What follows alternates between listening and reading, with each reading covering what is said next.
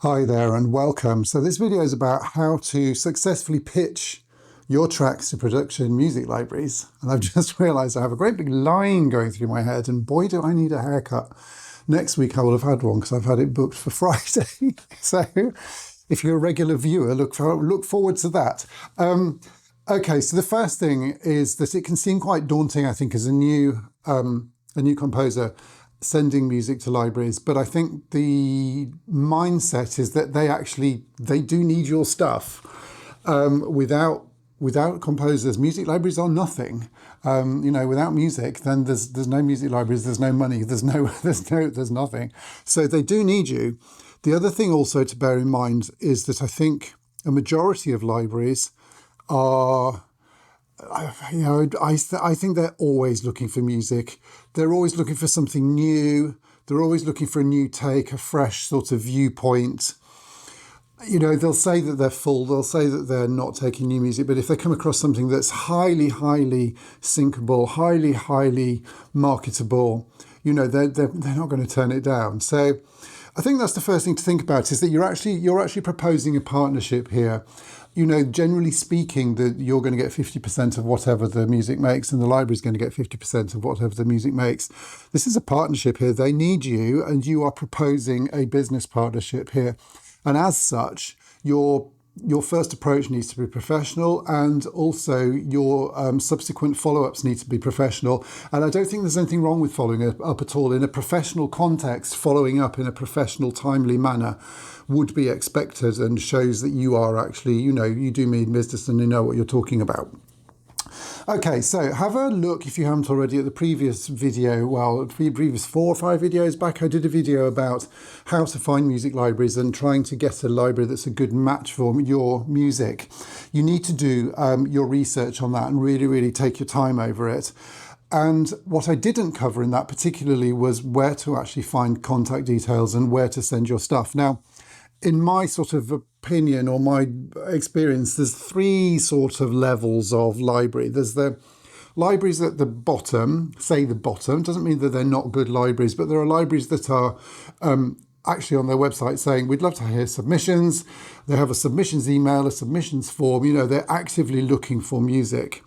Then there's libraries in the middle that probably don't have a submissions invitation like that. And then there are libraries at the top of the chain that say explicitly no, that not to reply, that they won't accept unsolicited emails, I think is the terminology. Unsolicited emails, which is, as far as I understand it, a no to apply sort of and send a cold email to those. I started off, and I would recommend, if you are at the beginning of your journey, I would start off with libraries that are actually saying, we'd like to listen to your music, and they have some sort of submissions email or submissions form. There's no worries later on about applying to libraries that have a general email, or you can find the A&R email of the person. But I'd start with that submissions thing first of all.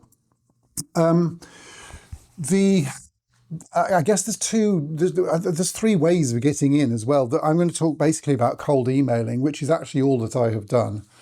I do have production music library friends who have not done any cold emailing at all and have got into libraries purely by working with other composers on collaborations and making contacts that way. It's possible also to make contacts and make connections with library owners and people that count via social media.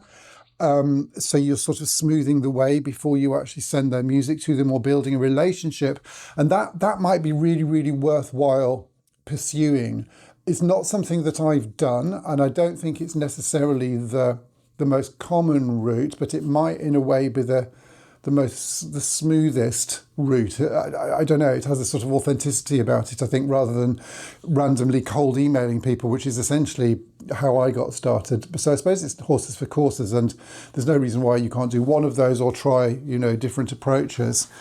But in terms of cold emailing, then you need to find an email address and ideally find the name of the person that you are actually going to email. We'll come on to what to actually say in a few minutes though.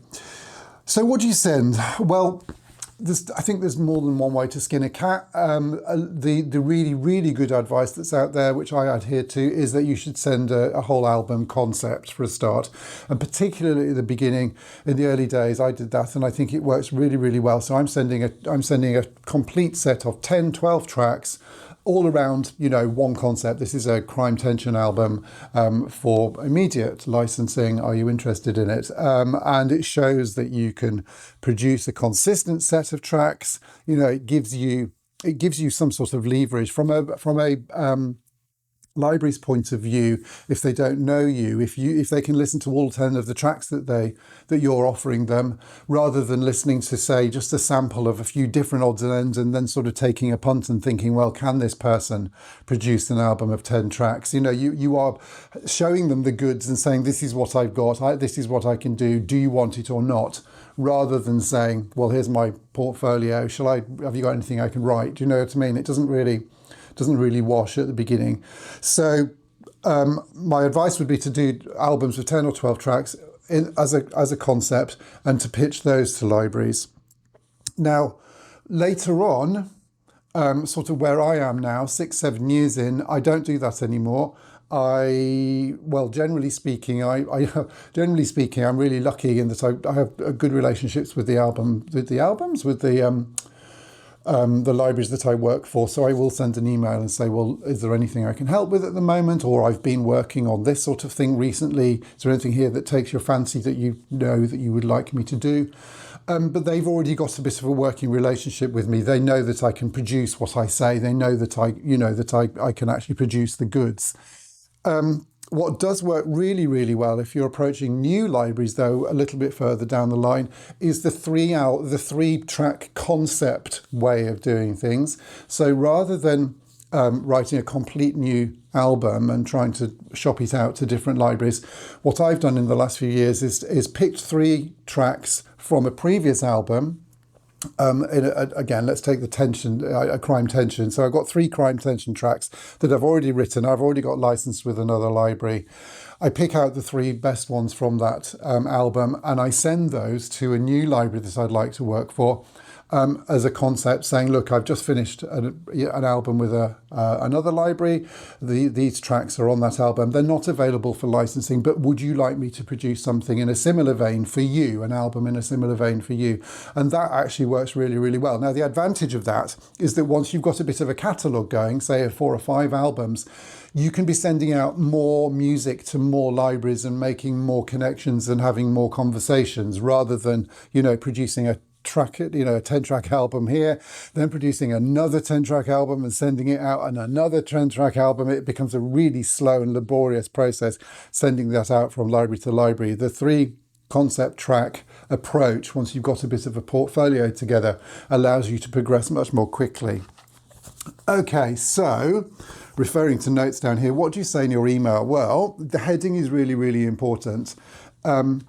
And I've done, I don't know, there's a whole topic of this, isn't there? What's worked for me?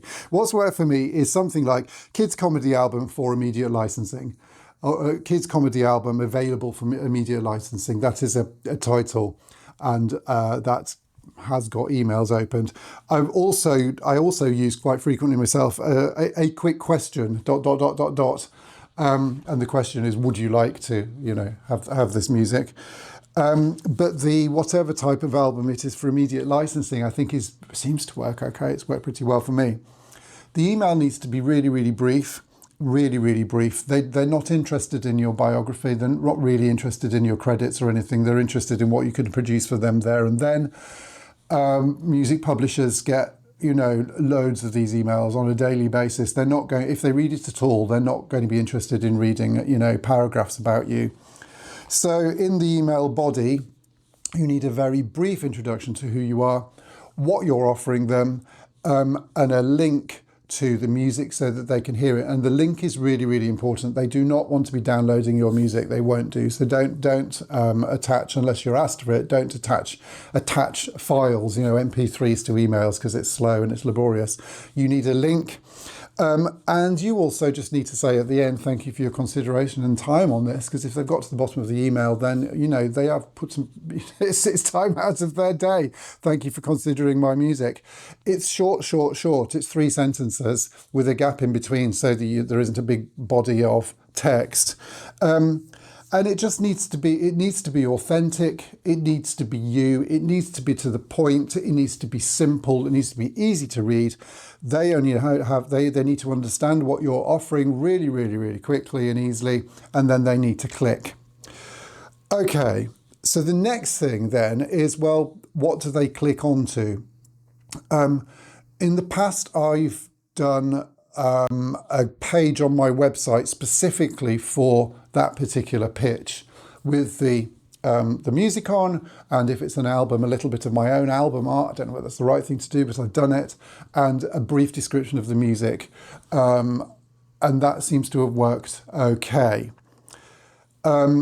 I think probably going forward, I've just really discovered this actually, but bizarrely, I'm like, years behind the game here, but Reelcrafter is really, really good.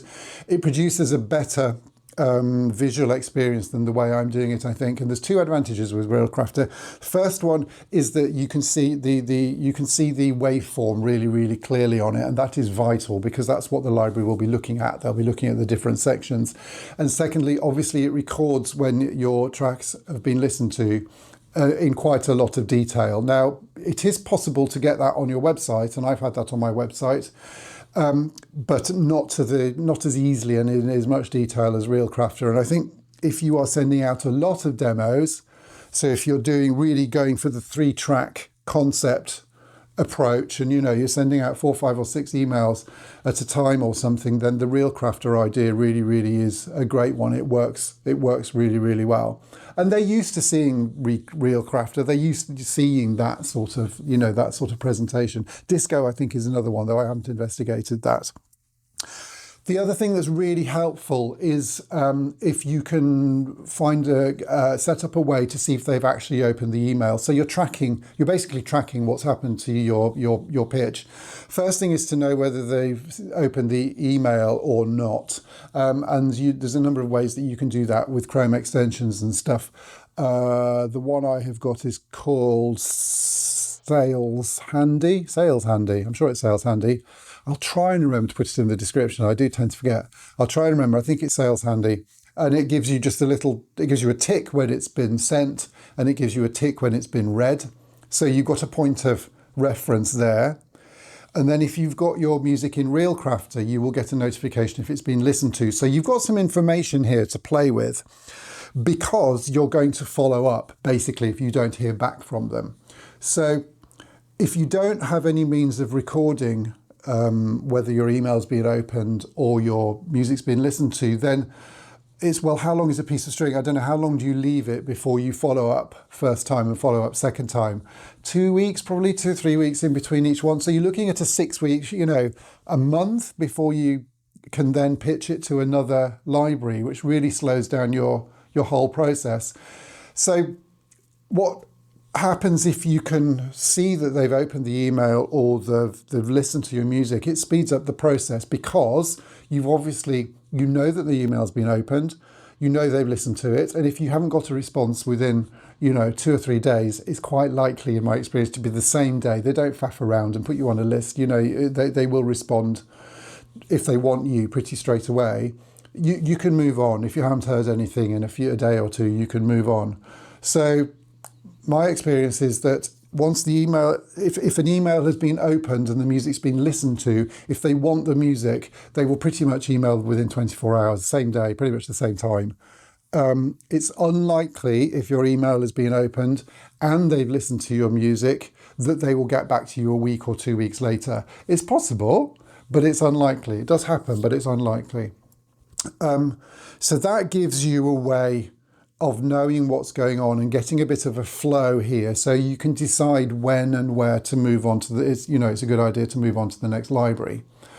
A word of warning, what you really can't be doing is sending an album of 10 tracks to one library and then a couple of days later sending it to another library, then another library, then another library, because if library one gets back to you within a week, say, and says, yes, we'd love to have these, and you go, oh, I'm really sorry, I've just signed these to library two, you're going to look like a bit of an idiot. If there's like a 3 or 4 week distance and, you say, look, I'm really sorry, I hadn't heard from you for a month, so I've actually signed them to another library. However, I would love to create another album like this, especially for you.